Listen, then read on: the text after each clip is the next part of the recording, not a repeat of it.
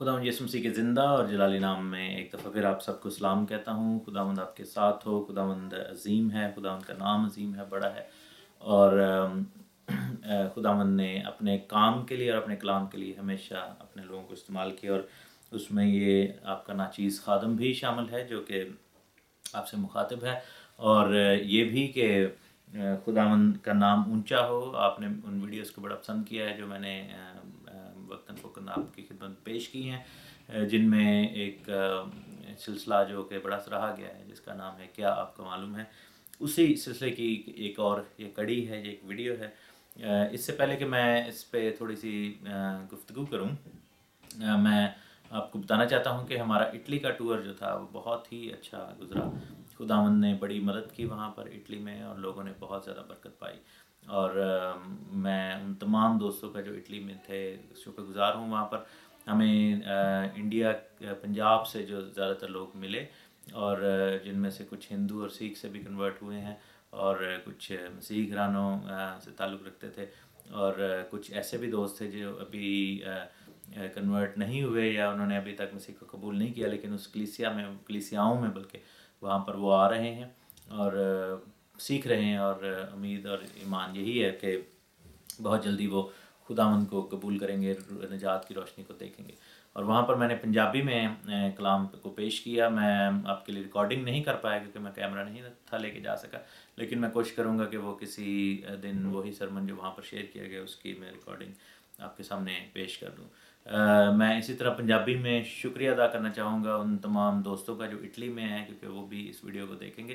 तो इटली के सारे भैन भरावां दे लई मैं बड़ा तुहाडा धन्नवाद करना। बड़ा ही तुहाडा शुक्रगुजार हाँ कि तुसीं सानूं सद्दिया इटली दे विच, ते असीं आ के उत्थे तुहाडे सामने वचन पेश किया, प्यारे प्रभु का कलाम पेश किया, तो सानूं बड़ी ही आशीष ते बरकत मिली है। तो असीं तुहाडे बड़े ही शुक्रगुजार हैं कि तुसीं सानूं उत्थे बुलाया ते असीं तुहाडे दरम्यान सीगे। और स्पैशली कि जो खुदावंद यीशु मसीह दे नाम दे विच उत्थे हीलिंग्स होईयां, लोगों ने शिफा पाई और बरकत पाई, तो साडे दिल बड़े खुशी नाल भरे। तुहाडी गवाहियां दे नाल ते तुहाडे गीतां दे नाल ते तुहाडे प्रस्तश करन दे तरीके दे नाल ते होर भी बहुत सारी ऐसी गल्लां जिहड़ियां सानूं उत्थे देखण नूं मिलियां तुहाडे अंदर। साडा दिल बड़ा ही खुश है, और असीं यही प्रार्थना करने हैं, असीं यही दुआ करने हैं खुदावंद दे कोलों कि परमेश्वर पिता दे कोलों कि वो तुहानूं बड़ी ही बरकत देवे और हर वक्त अपने हत्थ दे थल्ले तुहानूं रखे और आशीष देवे। तो मैं शुक्रगुजार हाँ भाई जस्टिन शहजाद दा, ते भाई अशोक कुमार दा, भाई पम्मा जी दा, पास्टर पम्मा जी दा, पास्टर रिंकू जी दा, होर भी जिन्ने भी उत्थे दोस्त ते पास्टर आए सीगे, ते पास्टर केलब साहब दा जिन्हां ने सानूं वैलकम किया ते साडे नाल बहुत ही प्यारा वरत्या। और तुहाडा जिहड़ा प्यार सी, तुहाडा वरतना सी साडे नाल, साडे लई बड़ा ही बरकत दा बायस बणिया, ते साडे दिल बड़े खुशी नाल भरे ने तुहाडे लई, ते असीं तुहाडे लई दुआ करने हैं। सो ये हो गई उन सब के लिए ब्लेसिंग पंजाबी में। अभी उर्दू में आते हैं। मुझसे सवाल किया गया कि गिनती की किताब उसके 21वें बाब में जो हवाला है जिसमें सांपों के काटे जाने का जिक्र है और सांपों की लानत जो थी वो आई, और मूसा नबी ने सांप क्यों बलि पर चढ़ाया, वहाँ पर या सलीब पर सांप क्यों चढ़ाया। इस हवाले को मैं जल्दी से पढ़ देता हूँ। बुक ऑफ नंबर्स है, गिनती की किताब है, 21वां बाब है, चैप्टर 21, नंबर्स चैप्टर 21, और उसके 6 वर्ष में मैं पढ़ता हूँ। ये लानत के तौर पर वहाँ पर हुआ बनी इसराइल के गुनाह करने की वजह से। लिखा है कि तब खुदावंद ने उन लोगों में जलाने वाले सांप भेजे, उन्होंने लोगों को काटा और बहुत से इसराइली मर गए। तब वो लोग मूसा के पास आकर कहने लगे कि हमने गुनाह किया क्योंकि हमने खुदावंद की और तेरी शिकायत की, सो तू खुदावंद से दुआ कर कि वो इन सांपों को हमसे दूर कर दे।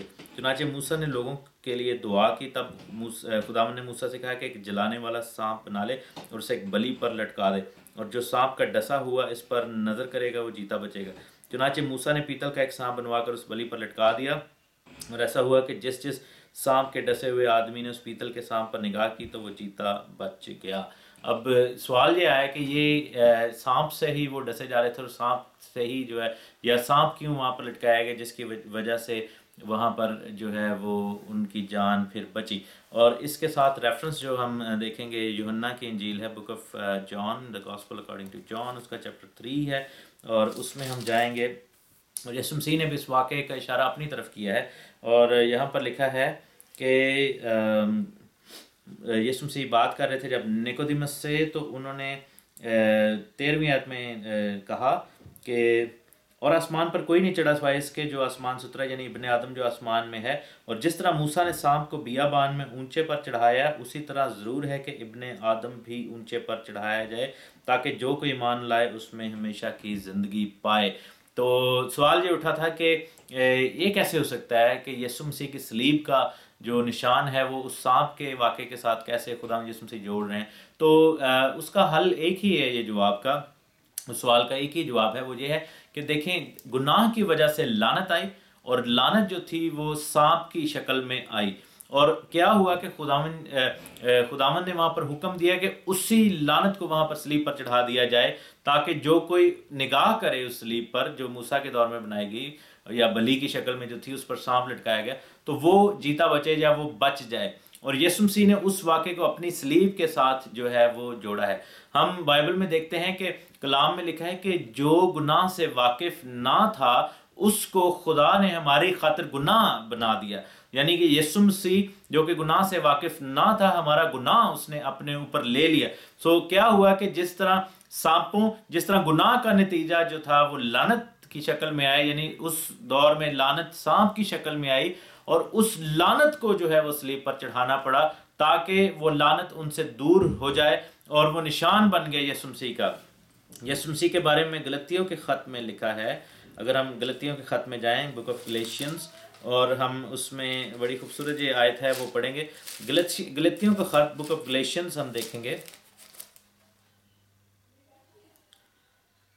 और उसके तीसरे बाब में जाएंगे। लिखा है कि उसकी 10वीं आयत में क्योंकि जितने शरीयत के माल पर तकिया करते हैं वो सब लानत के मातहत हैं। अब यहाँ पर ये नहीं बात कर रहा पौलुस के जो शरीयत पर अमल करते हैं, बल्कि कह रहा है कि जो अमाल पर तकिया करते हैं, यानी कि तकिया करना इज़ अ डिफरेंट थिंग, अमल करना इज़ अ डिफरेंट थिंग। तकिया वो लोग करते हैं जो मैं अगर कोई फ़र्ज़ करें कोई अमल करता हूँ, लेट्स से दायरे की देता हूँ, तो मैं अगर उस पर डिपेंड करूँ कि मेरी बरकत या मेरी निजात इसके बायस होगी, तो मैं बेसिकली लानत के नीचे आ रहा हूँ, क्योंकि मैं अपने अमाल के साथ जो है वो जीतने की यहाँ पर कोशिश कर रहा हूँ। लेकिन आगे जाकर कहता है, चुनाचे लिखा है कि जो कोई इन सब बातों पर कायम करने पर कायम नहीं रहता, वो शरीयत की किताब में लिखे हैं वो लानती है, यानी कि जो अमल नहीं करता शरीयत पर वो लानती है। और ये बात जाहिर करके कि शरीयत के वसीला से कोई शख्स खुदा के नज़दीक रास्तबाज नहीं चाहता, क्योंकि लिखा है कि रास्तबाज ईमान से जीता रहेगा, और शरीयत को ईमान से कुछ वास्ता नहीं, बल्कि लिखा है कि जिसने उन पर अमल किया वो उनके सबब से जीता रहेगा।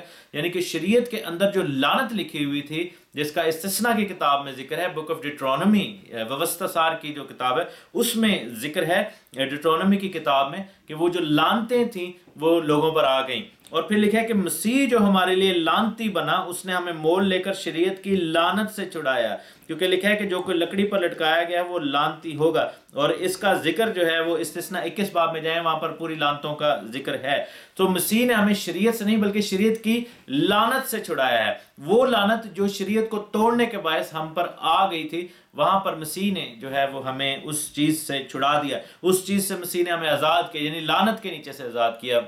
और फिर लिखा है कि उसने वो लानत जो थी उसने कीलों से जड़कर वहां पर सलीब के ऊपर गाड़ दी। तो ये जो निशान है मूसा का, वो यही है कि जिस तरह गुनाह के बायस सांप लानत के तौर पर आए और वो सांप ही जो है वो वहां पर चढ़ाया गया, इसी तरह गुनाह के बायस जो है लानत, मौत और बीमारी और गुनाह और बदी और सारा कुछ जो था हमारी वजह से दुनिया में वो लानत आई, और यीशु मसीह पर वो लानत लाद कर उसको सलीब पर चढ़ा दिया गया। और जिस तरह मूसा के दौर में जो कोई उस सलीब पर निगाह करता था, या जिसने उस अपने यानी कि लानत को ऊपर चढ़े हुए देखा, जिसने अपने लानत को ऊंचे पर चढ़े हुए देखा, निगाह की, तो वो बच गया। इसी तरह जब हम यीशु की सलीब पर निगाह करते हैं, जब हम खुदावंद के घर में आते हैं, जब हम मसीह के सामने झुक जाते हैं, जब हम उसके साथ एक हो जाते हैं, जब हम नए सिरे से पैदा हो जाते हैं, जब हम उसकी सलीब को अपनी आंखों में बसा लेते हैं, जब अपने आप को तौबा और बपतिस्मा के तौर पर में पेश करते हैं, जब हम अपने आप को नई पैदाइश में मसीह के नाम में ले आते हैं,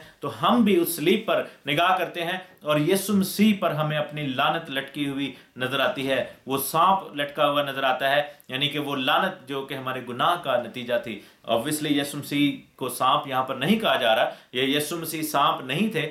बेसिकली यहाँ पर सांप को आप लानत की शक्ल में बस देखें, यानी कि एक इस्तारन एक चीज़ यूज़ की गई है या एग्जाम्पल के तौर पर यूज़ की है कि जिस तरह सांप की वजह से मौत उनमें आई और सांप को ही स्लीप पर लटकाया गया, इस तरह गुनाह की वजह से हम पर लानत आई और उस लानत को जो है वो यीशु की स्लीप पर लटका दिया गया। और यीशु ने इसलिए कहा था कि इब्ने आदम का ऊंचे पर चढ़ाया जाना बेहद ज़रूरी है। और प्रॉब्लम यहाँ पर एक नज़र आती है हमें, अगर हम देखें 2 किंग्स 18:4 में अगर हम जाएं, 2 किंग्स 18:4 दूसरा सलातीन उसके 18वें बाब की हम चौथी आयत में जाएंगे। ये जो आगे प्रॉब्लम है ये आजकल हम देखते हैं कि हम मसीहियों में भी ये प्रॉब्लम आनी शुरू हो गई है। लिखा है कि उसने यानी कि होशिया बादशाह जो था, शाही यूदा बादशाह सॉरी हिजकिया बादशाह जब सल्तनत करने लगा तो हिजकिया बादशाह ने क्या किया कि कुछ बुतों को जो है इसराइल से दूर किया। उनमें एक बुत जो था वो बड़ा इंटरेस्टिंग बुत है। लिखा है कि उसने ऊंचे मकामों को दूर कर दिया, सतूनों को तोड़ा और यसीरत को काट डाला, और उसने पीतल के सांप को जो मूसा ने बनाया था चिकनाचूर कर दिया, क्योंकि बनी इसराइल उन दिनों तक उसके आगे बखूर जलाते थे और उसने उनका नाम नशतान रखा। यानी कि वो लोग वहां पर क्या कर रहे थे कि उस सांप की उन्होंने प्रस्तिश शुरू कर दी।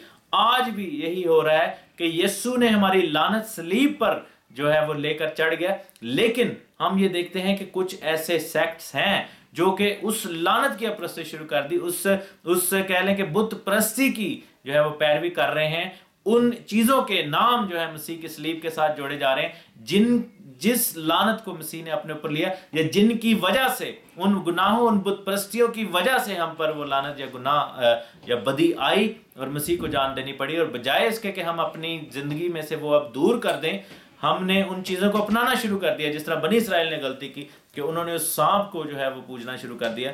तो खुदावन ने जो लानत हमारी ज़िंदगी से रिमूव की है उसको हम अपनी ज़िंदगी में वापस ना आने दें, क्योंकि खुदावन के कलाम में लिखा है कि जब यरीहो का शहर तबाह हुआ था तो खुदावन ने कहा था कि जो कोई इसको बनाएगा उसका पहलोटा बेटा बुनियाद रखते वक्त मरेगा और जब इसको फिनिश करेगा उसका छोटा बेटा मर जाएगा, यानी उसकी कुव्वत जाती रहेगी। बेटे जो हैं वो बाप की कुव्वत होते हैं। और यही जो है वो प्रॉब्लम आती है कि जब कोई स्ट्रॉन्ग होल्ड या इब्लीस का किला या इब्लीस का कोई जो है वो ऊंचा मकाम या बुत प्रस्ती का अड्डा हमारी ज़िंदगी में से ख़त्म होता है, तो जो इंसान उसको दोबारा बनाता है तो उसकी स्ट्रेंथ जो है, उसकी कुव्वत जो है वो जाती रहती है। और बाइबल में लिखा है कि एक बदरू जब निकलती है और उस जगह को खाली पाती है तो वो 7 और लेकर आती है अपने साथ और उसको आगे से भी ज़्यादा वीरान और आगे से भी ज़्यादा उजाड़ देती है। सो ये इस वर्स का मैसेज है। खुदावंद आपको बड़ी बरकत दे।